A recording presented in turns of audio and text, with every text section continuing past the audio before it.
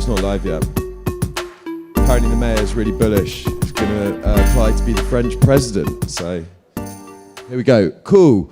Welcome to my talk. It's all about what we've learned by building over 200 plus brands in Web3 and the lessons that we've learned. The next sort of 15, 20 minutes is going to be about how better stories create better content. If you want content to perform better, and I'm assuming you do, otherwise you wouldn't be here, you don't need a bigger budget, and you don't need a rebrand, and you don't need another Twitter space. What we fundamentally need to do is rethink how we tell these stories. And I'm lucky enough to spend and speak a lot to Stephen Bartlett and listen to how he's told his story. And if you look at the growth of that podcast, when we met him, it was 800K views. It's now 16 or 15 million subscribers. I'm Harry Horsfall. I'm the CEO of Flight3. I've launched 14 companies, failed 11. I built a music festival, which is, and I went to a school that always spoke about community. So sometimes in Web3, we hear community branded around. And as I built a big London event, community is such a big part of marketing, but it can be branded around in the wrong way. So lucky enough to have helped build Super Team. I don't know if any of you know that. It's a Solana sort of grassroots community. We're building Stand With Crypto. We work with Ripple, and lots of big brands. So, the problem is crypto is really, really, really complicated. And as we saw in the early 2017, there was a few different chains, but now there's 11 million dApps and tokens, 2,500 blockchains, 27% more tokens created. And what we're really struggling with is an attention problem. The users exist, the demand is real, and there is money moving, but why does it feel like nobody can find you? And it's because you're not competing in a market, you're competing in a war of attention, where everyone is screaming the same things. You would be surprised the amount of inbound leads we get. I want to be the hyperliquid. We're this new perps. And of course, it's really, really hard to create that attention. And hyperliquid did it in such a good way. Just recreating that is not easy, as we're targeting the same people in the same places. And most of us are losing that war without even knowing it. When you find another person stealing your market share, and here's the most uncomfortable truth in the room. If you hear crypto, as marketers, we have failed.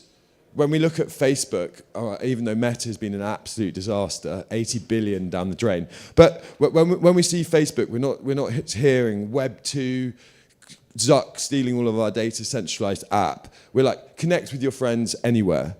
And if a normal person outside of this room, because it's obviously a very educated room, reads the word crypto in their marketing, and we saw the Bitpanda UK campaign, which was quite interesting. But we've already lost them. The word carries too much baggage, scams, volatility, complexity from FTX. People don't always buy the product. They buy the story and the feeling, the problem that they want solved and to be gone. Nobody trusts just a logo. We make lots of logos, but until I associate it with a person or a feeling, when I think of Coinbase, I think trust. We've used it for 12 years. Apart from it going down in bull markets, it is actually a very, very good solution. So the question isn't how do we market crypto better? The question is how do we make people care before they even realize that it's crypto? And if we look at sort of like 2014 hype versus 2026 performance, there's the funnel that we like to look at. The mindshare focus is dead. Airdrop farming is pretty dead. The DGen mascots, institutional crypto leads, intern accounts. It's all kind of dying a little bit.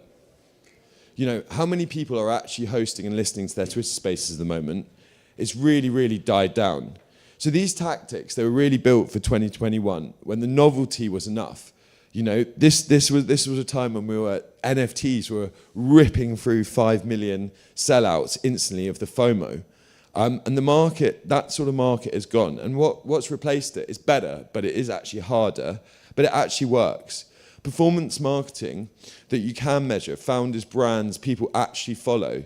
I often say this to people, why do you want 100,000 followers if it costs $1,000 to use your product, and they're all based in a region where the average wallet size is $10. You know, we've seen that a lot where people have pumped up their socials, but actually, if you have, I spent a long time working for Luno, which is a big exchange based in South Africa, Malaysia, Nigeria. So there, when we were investing in users, it was okay to spend $8 to acquire a user that would spend $50 in Nigeria or Malaysia.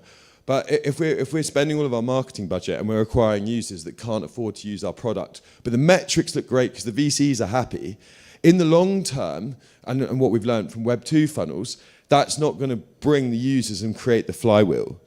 And so surviving the meta is not easy. And like we're seeing a lot of short form clippers reaching people who have never heard of crypto Twitter. Sometimes we are definitely in our echo chamber. And people always ask me, should I be on LinkedIn? Should I be on crypto Twitter? Should I be on Reddit? And I actually don't think it matters, but I think it matters that you authentically decide where your audience live, especially when you're at the start. Really double down on that one platform. Really get good at that, because what we see is small teams will sometimes put their content across 4 different platforms without it being optimized. So this is some of the conversations I have with very intelligent CTOs. They're telling me this is the DEX, it's decentralized, this is consensus mechanisms, etc. But that is what it is, and that's actually really hard in a world where we have about 4 seconds. I think I actually do have ADHD, but I think everyone has ADHD from scrolling Twitter, Instagram, LinkedIn. We're addicted to that dopamine. And I think if we look at this, send money anywhere, keep it. It does all of those things. It is decentralized, it is etc. It's ZK, it's all of those amazing things. But when we're talking to a new audience, what I call an iceberg method. So everyone's attention is really valuable. And we've got to respect their attention. No one cares about your new project, But if I like the sound of that, I'm going to go to your website. I'm going to go further and further. Oh, I may actually invest in your project. I'm going to read your white paper. But we're inviting people to go further and further down the funnel without bombarding them with all of the jargon at the start.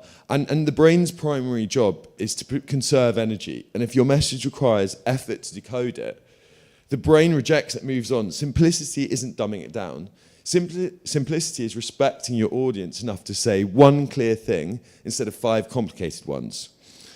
And like I often say, I'm a good test. I've been in crypto since 2012, and I'm not a smart dev. But if I can't understand it after a 45-minute convo with you, how am I then going to go tell the 10, 50 million users that you want? And I love what some of the cards are doing in that sort of tech stack. So once you're committed to simplicity, you need a positioning statement, not a mission statement. The product for X. That's it. And if you can't fill in these 2 blanks cleanly, you don't actually have a position, you have a vibe. And vibe marketing is kind of dead. A decentralized derivatives protocol, the trading platform for people who got burned by FTX. Not a modular L2, the fastest chain for gaming studios. Not a stablecoin infrastructure layer, the payment rail for Latin American freelancers. The blank for blank forces a choice. And the projects that are afraid to make that choice, the ones that want to be for everyone, unless you're Binance, end up being for no one. And now this is kind of the mega mean mouse, and it's a lot of the time when we're fighting for attention, we actually get to the actual craft of writing content that converts. There's sort of 3 steps. Problem match. Before you say a single word about your product, prove you understand their exact problem. Use their words, not yours. If you're talking to a trader that keeps on getting liquidated by BitMEX, you open with that feeling. They need to read the first line and think that person gets it. Then we want to agitate the mouse, make the problem feel worse before you offer the solution. What does it cost them to keep living with this problem? What have you already tried that didn't work? The goal is to manipulate. It isn't to manipulate, it's to make sure your solution feels proportionate to the pain. And there's one stat that I really love. Apparently you're more likely to get divorced than change bank. So when we look at the booming effect of Revolut and how quickly they have grown, I don't know, they are actually a crypto company now in disguise. They really solved that problem for us when we were abroad and we could just spend, and we all used it just like a spending card. And now it's a real UK bank, and they really, really solved that solution. And then the mousetrap. Only now do you introduce the product, not a feature list. That's boring. And as a relief, the specific answer to the specific problem you just made sting. The reason a lot of crypto content fails is it starts at step 3. As opposed to leading with this product and hope the audience catch up. They don't always catch it. So breaking the crypto Twitter bubble. So I love crypto Twitter, but it's not a market. It's a waiting room full of people that are already in crypto. And if your entire distribution strategy lives on crypto Twitter, you're marketing to people that already made their decision about you. You're either already in their feed or not. The next 100 million crypto users are not on crypto Twitter. They're on TikTok, YouTube, Reddit. They're watching short form videos, and on their lunch break, they're not going to find you through a thread. And this is a lot what we see, because there is some stuff that you need to broadcast. We've just done a new product announcement. We've done a partnership. We're great, great, great, great. You need to do some of that broadcasting in your marketing mix. But I don't care if I don't know who you are. I don't care that you've done a partnership with Stripe or Privy or whoever the partnership is. It's the playbook of finding new people is we've got to make them care, and that's where content needs to be authentic rather than just boasting about how great your partnership is. Dedicated short form video operation, high volume UGC, global networks of creator posting natively. I think one of the big shifts we'll see is in the early stages, we saw a lot of influencers being like, this is an amazing token. That is quite basic, like buy this token. A lot of what we see, like when we're working with like a Betfair with big sort of footballers, is we'd have them using the product or playing fun games, and the branding would be in the background. They wouldn't even be talking about necessarily about the betting platform. The brand awareness would be there. And I think we're going to see a lot more. And we're seeing that a lot in Cannes last year, MetaMask taking everyone on a helicopter, and they were using the MetaMask card. And it was a great way of showing the brand without being like, buy the MetaMask card, because you're using their audience. The ROI is proven. 5 to 12% of views convert to website visits, 0.5% to direct app downloads, and these numbers compound. And hopefully we're going to get to a point where we can work out lifetime value of a customer. Because we know when we acquire someone, everyone's so busy here, you've all flown into Cannes, but if I get you on my DApp and then it doesn't work on day one, the cost of reactivation is one of the most expensive marketing spends that you've got. Okay, so this is something that I think about a lot, and everyone's like, oh, Harry, how am I going to do amazing marketing? And it's that, as an agency, we raised over $200 million for various projects. But that's not because we did amazing marketing. It's because we did good marketing, there was a good product, and there was a right timing. If you were trying to sell institutional crypto to Goldman in 2017, you'd be laughed out the room, or if you did speak to someone, they'd be a bit of an outcast, and they wouldn't have quite had the clout to go up the chain. What we're seeing right now is institutional crypto, and especially in London, is absolutely booming. This is the perfect time to be making institutional crypto. But you still need a good product, and you need a good timing. And I think that is really, as we work those that worked in bigger companies know product and marketing can sometimes blame each other. But when those two combine, but I think even more in Web3 and crypto and ETH, is when the right timing hits, that's when the magic flywheel really, really starts to go. And then hopefully I've got my sailboat. Yes, so when we go into the sailboat, there's the sail is your marketing effort, the wind is the meta, and the marketing contents that you're operating in. If there's great sail but no wind, you're dead in the water. A project in hype meta with 100,000 followers will always outconvert the same project in a dead meta with the same followers. The meta is the wind. You still have to sail. But for the love of everything, sail with the wind. And I think that's what we've seen with, Slack. I don't know if people use Slack. It was a gaming channel that now pretty much most startups are using to communicate, especially in Web 2. And that pivot is really, really interesting. And when we look at AI and the pivot, the moats of marketing is going to be even more valuable. So the growth flywheel, everything I've covered so far connects into one system. Target. You know exactly who you're speaking to because you filled in the blanks. And I think you see it even with the conferences. When we were at ETHCC too, it was like, do you like crypto? Yeah, I like crypto. Wow. My first meetup was like quite a niche group of people that we gathered together. But now when we're seeing the side events, there's a whole array of people that are really interested in stablecoins, really interested in DeFi, really interested in ZK. And I think the message that we crafted, the psychological hook for that specific person, using the magic mean mouse, gets us that reach. You're scaling that message natively outside of the echo chamber, through short form, through creators, through channels where your actual audience live. And don't be afraid at the start. Stephen often talks about this a lot. When we're online, we can get quite disembound if we only get 300 views. But if a project we were working on with Google was talking all to CTOs, and it was a podcast series for that. And we had 50 or 60 people join, but they are the decision makers. We sometimes get so caught up in getting 1 million views. But if you want to talk to 50 CTOs that are going to sign off $1 million worth of cloud storage, you don't need crazy big numbers. And when these three things work together, you get the hyperliquid proof point.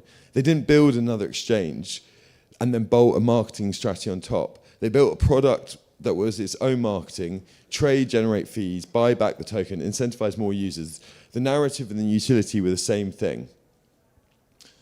Okay, so this singularity timeline, and we're obviously seeing the crazy rise of AI, and sometimes when we're making our content, we've got to realize that we're not always just making it for humans, and we're what we call geo. AI search is really scary because this room, as crypto thinkers, we're thinking outside of, we know, even my team the other day said there was a Unibot link and it was a scam link. It's the first ad on Google. But we're quite good at scrolling down Google. When we look at what Geo is going to do and it only gives you 3 suggestions without scrolling, writing for AI is also going to be a big part of our content. And this is one of my I share this with the team all the time, because everyone's like, oh, Harry, are you going to be replaced by AI? Like, is your agency gone? Is everyone just going to use a bot? But people that are slow and are not good at marketing, yes, AI is going to speed them up and let them make thousands of images, but they're suddenly going to become slop cannons. And if we go back to my previous point about respecting all of your time and your attention, if I'm just seeing slop, I'm like, oh, we saw with the Coinbase ad when they made that amazing GTA with humans, not AI, and they saw humanized crypto by them being real. They could have just done that with AI, but what is really exciting for the marketers in the room or the people that are hiring marketing or building their own, is if you have good judgment, AI can turbocharge what you want to create. It can speed up the ideation process. And so AI is really, really exciting for marketers. I think taste is going to become even better. Like, one thing I love to think about is music was one of these things, a bit like crypto, that we used to buy $9.99 for a CD. Once LimeWire came around, they couldn't put the genie back in the bottle. And it's the same with crypto. They can't, unless they can turn off the internet, they can't stop it. But it's going to be that moment that the moment that people now know that they can do it. So yeah, be careful with slop, because you don't need to post 50 times a day if it's bad. Okay, my final slide is, how do we pull this all together? We figure out your user's real problem, not what you think that their problems are, what they actually tell you and ask. And I would advise, please do speak to your users. The amount of people that I see spending life savings building a product without actually speaking to people is really scary. Listen to exactly what they say about these problems, the specific words they use, and those words are your copy. Make informed decisions about where and how to show up. Not everywhere, the right places, you know. We've got to be really intentional where we're going to be. Gather your whole team into the story, not just marketing. Get the engineering guys to post authentically, and it may not be perfect. Product, founders, and everyone has a voice, and everyone is a true distribution channel. And especially as a lot of us are becoming a lot more docs, adds even more value. Harvest that input into content that earns attention, short form, native, human, and repeated.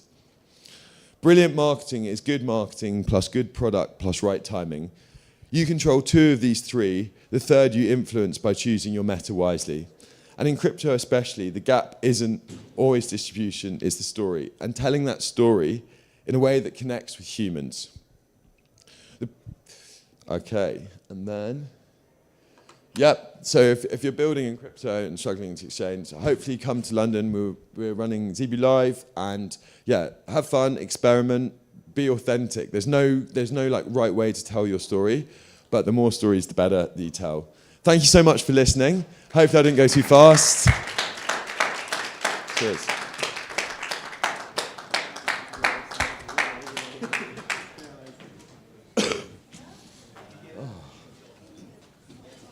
Thank you so much. Is that okay? Yes. Thank you so much.